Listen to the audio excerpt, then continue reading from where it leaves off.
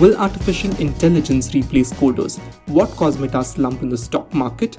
And will they be kicked out of Europe? What is the Spotify conundrum? Let's find out on this week's episode of Techila Shots.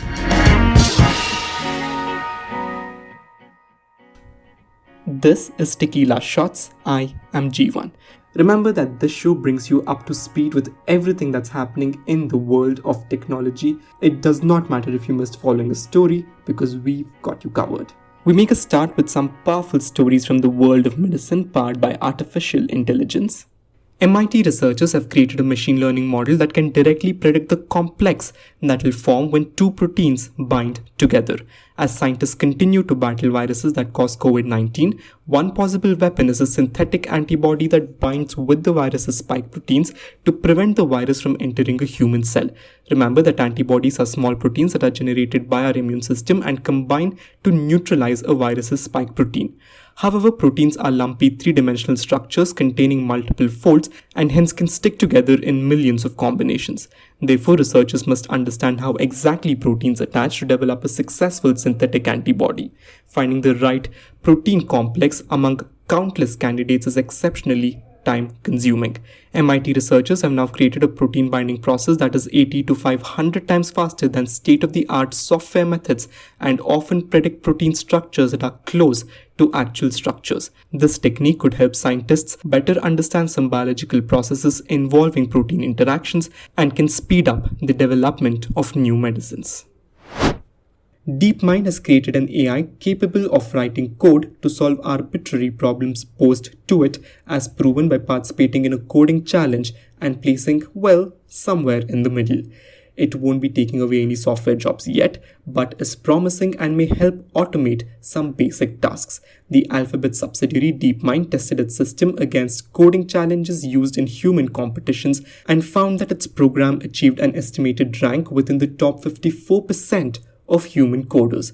The result is a significant step forward for autonomous coding. DeepMind trained their model using selected GitHub libraries and a collection of coding problems and their solutions. DeepMind isn't the first to attempt something like this. OpenAI has its own Codex natural language coding project, which powers both GitHub Copilot and Microsoft's Test to let GPT-3 code in natural language. Meta Platforms saw its stock market value slump by more than $230 billion on Thursday in a record daily loss for a US firm. To put that in perspective for you, the market cap of Reliance Industries is around $210 billion. So essentially, Meta lost a Reliance in just one day. Its share prices fell by more than 26% after quarterly figures disappointed its investors. The drop came after Meta revealed that Facebook's daily active users had dropped for the first time in its 18-year history. As we record this show, Meta's stock price continues to remain low at around $225 US. In other news for Meta, there are also problems with its data storage policies in Europe. The problem began when the crucial Privacy Shield online data arrangement between Europe and the United States was invalidated in top European Union court in July 2020, throwing transatlantic data transfers into legal uncertainty. With this, the new European regulations require companies to gather and process European users' data on European servers. However, this isn't the case for Meta's products like Facebook and Instagram, which process user data on both US and European servers, which the company says is vital for its overall business and ad targeting. If the social media giant cannot comply with the new European laws regarding data sharing agreements, it will be forced to cease operations in Europe. However, the tech giant has said that it has no desires or plans to withdraw from Europe. Spotify found itself in a bit of a fix when its subscriber numbers began to drop due to the uproar over accusations that its popular podcaster Joe Rogan had spread misinformation about COVID-19 and vaccines. Several artists, including Neil Young, removed their music from the streaming platform last week, citing Rogan's podcast and calling Spotify the home of life-threatening COVID misinformation. Initially, Spotify responded by publishing the service's platform rules and saying that Spotify would begin adding content advisories to podcasts about the coronavirus, similar to Instagram and Facebook. Rogan also apologized and said that he'll be better prepared the next time he talks to a guest about COVID. However, this was not enough. Spotify had to pull down a few other videos of Rogan on his request, where he had used racially offensive language. Rogan then released another video statement apologizing for the same. After the backlash, the Spotify CEO Daniel Ek sent an email to his employees apologizing for how the controversy continues to impact each one of them. However, he doubled down on his comments and said that silencing Mr. Rogan isn't the right choice. In other news, Spotify will invest $100 million in the licensing, development and marketing of music and audio content from historically underrepresented creators.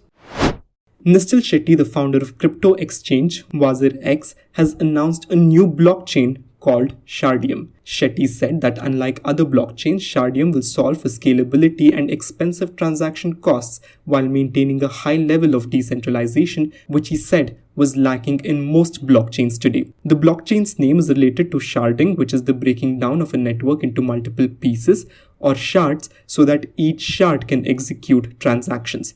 The network gets faster as new computers join it to create more shards. Shetty said, and I quote, "If you're looking at 200 million people today in crypto worldwide, this will go to 1 billion people in the future. There is no way the existing blockchain will be able to support that. Sharding is a known solution to solve this problem, which is what Shardeum is built on," end quote.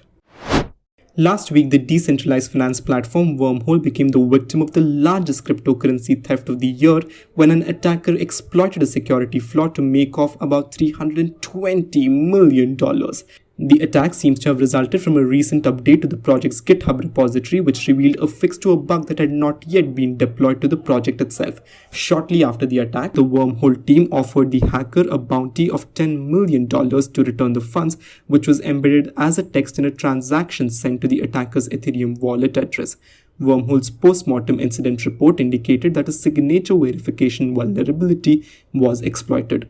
The Wormhole team has now added more Ethereum to bridge the stolen collateral funds, effectively meaning that the company has pumped in $320 million to plug the gap.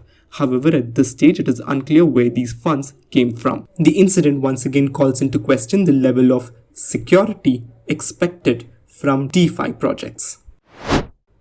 The Indian Computer Emergency Response Team of Ministry of Electronics and Information Technology has issued a warning for all Google Chrome users, stating that the browser is highly susceptible to cyber attacks due to multiple vulnerabilities existing in the browser.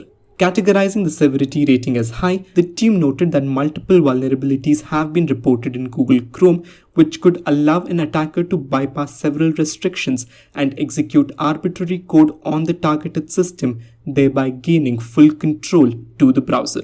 The users of the browser have been advised to immediately update their Chrome versions to 98 to avoid targeted attacks. The Indian Institute of Science, Bangalore, has installed and commissioned Parampravega, one of the most powerful supercomputers in India and the largest in an Indian academic institution under the National Supercomputing Mission. The system, which is expected to power diverse research and educational pursuits, has a total supercomputing capacity of 3.3 petaflops. Remember that a petaflop is 10 raised to the power of 15 operations per second. The system is a mix of heterogeneous nodes with Intel Xeon Cascade Lake processors for the CPU nodes and NVIDIA Tesla V100 cards on the GPU nodes. It has been designed by the Center for Development of Advanced Computing in line with the Make in India initiative. And one piece of positive impact stories before we leave you with this podcast. Haystack Analytics, a health tech startup, has developed India's first universal infectious disease genomic test, making it the world's first company to bring genomics-based infectious disease diagnostic to hospitals.